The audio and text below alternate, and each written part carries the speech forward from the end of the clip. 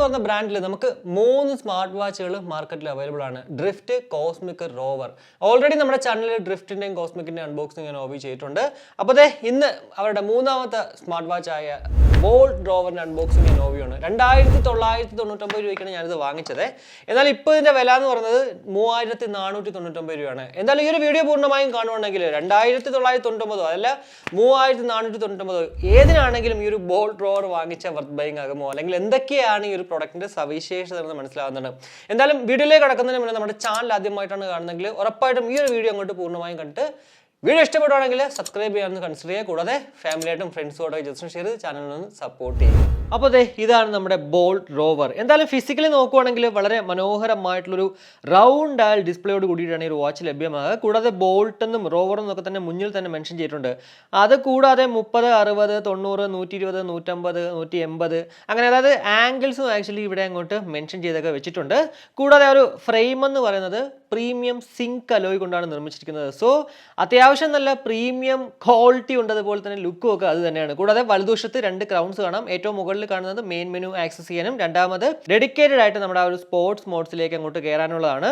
കൂടാതെ പിറകിൽ നോക്കുവാണെങ്കിൽ ഹെൽത്ത് മോണിറ്ററിംഗ് സെൻസേഴ്സും ചാർജിംഗ് പോർട്ടും ഒക്കെ കാണാം. ഇനി സ്ട്രാപ്പിലേക്ക് വരുവാണെങ്കിൽ അത്യാവശ്യം നല്ല ക്വാളിറ്റിയുള്ള സിലിക്കൺ സ്ട്രാപ്പുകളാണ് കേട്ടോ ഈ ഒരു വാച്ചിന്റെ കൂടെ ലഭ്യമാകുക. അതുപോലെ തന്നെ മെറ്റൽ ബക്കിളാണ്. കൂടാതെ ബോൾട്ടിന്റെ ലോഗോ നമുക്ക് അവിടെ കാണാൻ സാധിക്കും.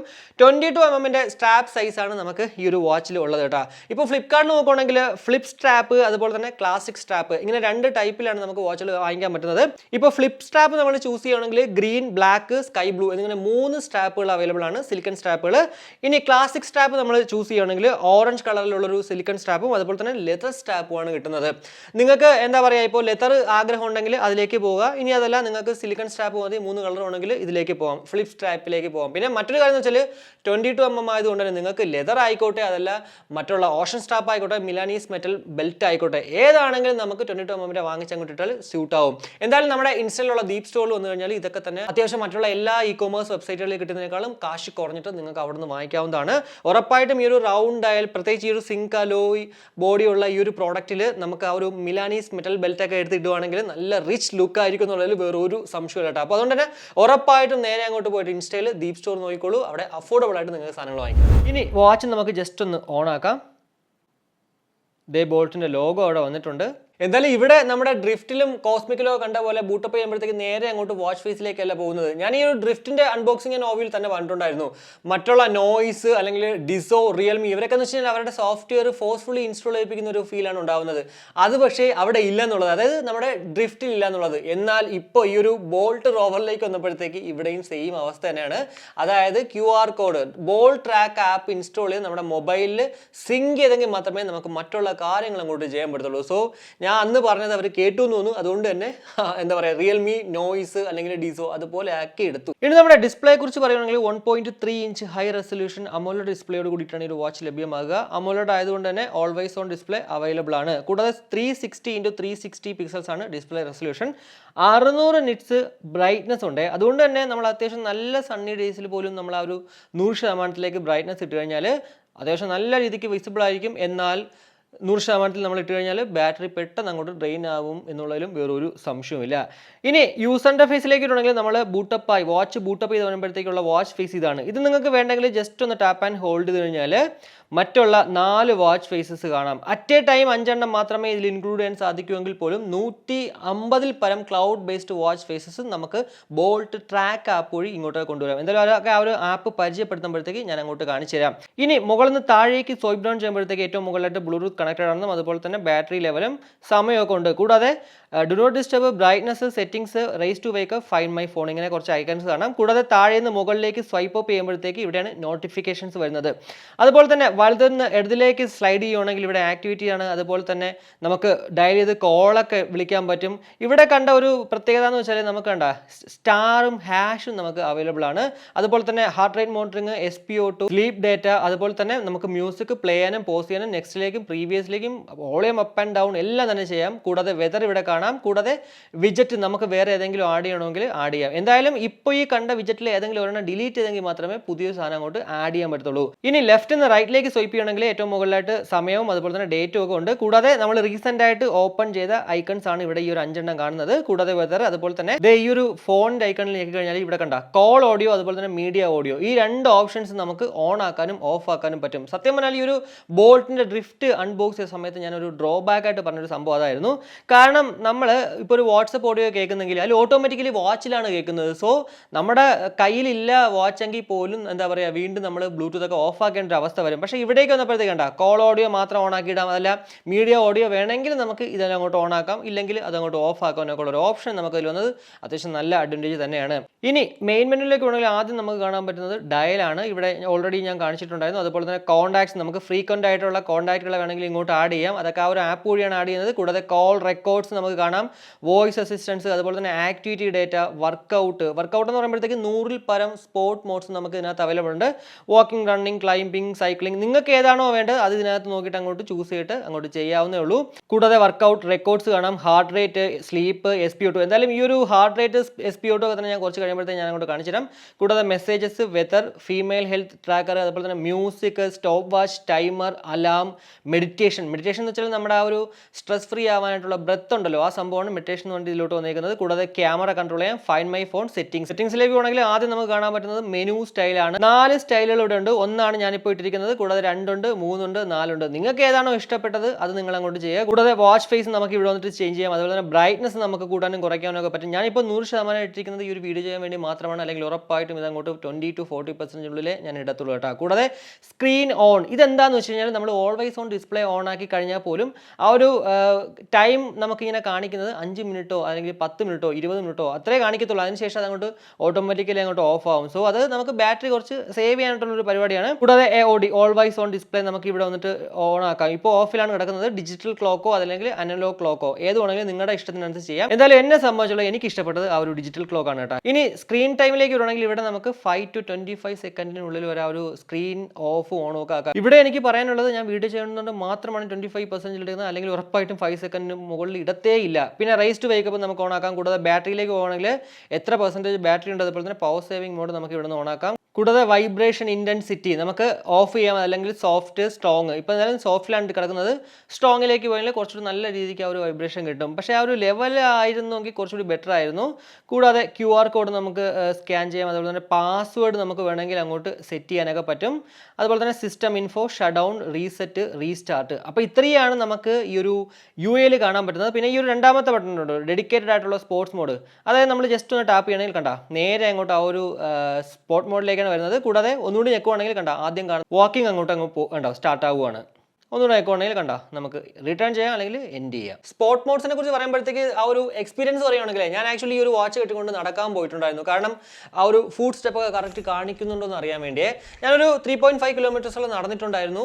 ഒരു 15 ഫുഡ് സ്റ്റെപ്സ് ആക്ച്വലി പല സമയങ്ങളിലും ചിലപ്പോൾ കൂടുതൽ കാണിക്കും, ചിലപ്പോൾ കുറവ് കാണിക്കും. ആ ഒരു വ്യത്യാസം മാത്രമേ ഉള്ളൂ. ഭയങ്കര ആക്യുറേറ്റ് അല്ല. പിന്നെ പൊതുവേ നമുക്ക് സ്മാർട്ട് വാച്ചുകൾ അങ്ങനെ ആക്യുറേറ്റ് ആണെന്ന് പറയാൻ പറ്റില്ല. പക്ഷേ നോയ്സിൽ ഇതിനേക്കാളും കുറച്ചുകൂടി ആക്യുറേറ്റ് ആയിരുന്നു നമ്മുടെ ട്വിസ്റ്റ്. പക്ഷേ ഇവിടേക്ക് വന്നപ്പോഴത്തേക്ക് ഓക്കെ ഒരു 15 സ്റ്റെപ്സ് എനിക്ക് തോന്നുന്നു ഞാനിനി കൗണ്ട് ചെയ്തതിൻ്റെ തെറ്റാണോ, കാരണം ഞാൻ നടക്കുന്ന സമയത്ത് ഞാനും ഇങ്ങനെ കൗണ്ട് ചെയ്യുന്നുണ്ടായിരുന്നു. കാരണം അറിയണമല്ലോ നമ്മൾ നടക്കുന്നത് ആക്യുറേറ്റ് ആണെന്നുള്ളത്. സോ ഇനി ഞാൻ എണ്ണിയതിൻ്റെ തെറ്റാണോ ഇല്ലയോ എന്ന് അറിയത്തില്ല. എന്തായാലും ഒരു 15 സ്റ്റെപ്സ് ഡിഫറൻസ് ഉണ്ടായിരുന്നു. അതർവൈസ് ഓക്കെയാണ് ബാക്കി എല്ലാ കാര്യങ്ങളും. ഇനി നമ്മുടെ ഹെൽത്ത് മോണിറ്ററിംഗ് സെൻസേഴ്സ് എന്തുമാത്രം ആക്യുറേറ്റ് ആണെന്ന് നമുക്ക് ജസ്റ്റ് ഒന്ന് നോക്കാം. ആദ്യം നമ്മൾ എപ്പോഴും ചെയ്യുന്ന പോലെ ബോർഡിൽ വെച്ചിട്ട് ജസ്റ്റ് ഒന്ന് ചെക്ക് ചെയ്യുവാണ്.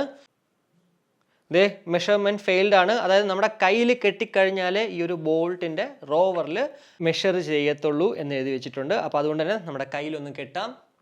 ഇനി റിട്രൈ ചെയ്യാം. 75 വന്നിട്ടുണ്ട്, 78, 80, 79ലേക്ക് വീണ്ടും പോയിട്ടുണ്ട്, വീണ്ടും 8ലേക്ക് പോയിട്ടുണ്ട്, 81. 81ലേക്ക് വന്നിട്ട് സ്റ്റോപ്പ് ആയിട്ടുണ്ട്. മിനിമം ആവറേജ് എന്തായാലും അങ്ങോട്ട് കാണിക്കുന്നില്ല കേട്ടോ. ഇനി നമുക്ക് SpO2 ചെക്ക് ചെയ്യാം. 96 ആയിട്ടുണ്ട്, 98, 99, ദേ 98 വന്നിട്ട് അങ്ങോട്ട് ഫൈനലൈസ് ആയിട്ടുണ്ട്.